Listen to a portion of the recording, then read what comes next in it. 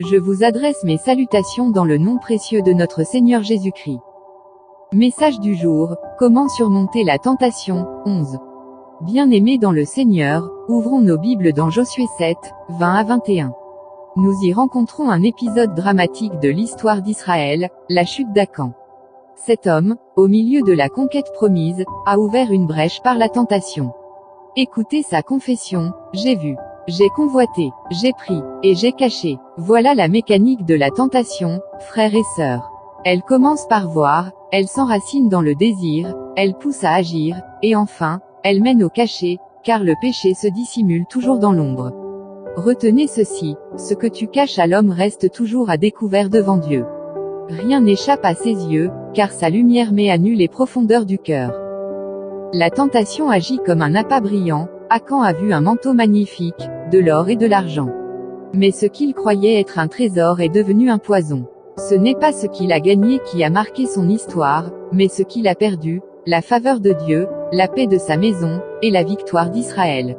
Bien-aimé, chaque fois que tu cèdes à la tentation, ce n'est pas seulement toi qui es touché, mais tout ton entourage en subit les conséquences.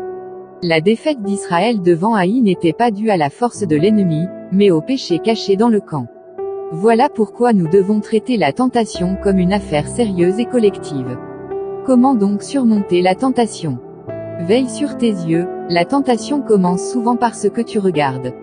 Maîtrise ton cœur, n'abrite pas la convoitise, car ce que tu tolères aujourd'hui te dominera demain.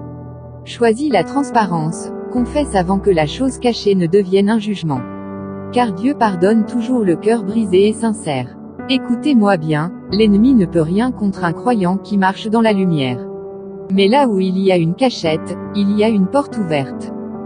Alors je déclare sur ta vie, aujourd'hui, c'est le jour de la victoire. Rejette les manteaux d'Akan, refuse l'or volé du péché, et choisis la pureté qui attire la gloire de Dieu. Car celui qui résiste à la tentation verra la main de l'Éternel combattre pour lui, et sa maison restera debout dans la bénédiction. Que cette journée soit marquée par la paix, la force, et la main puissante de notre Seigneur Jésus-Christ. Prophète Mamadou Sekongo.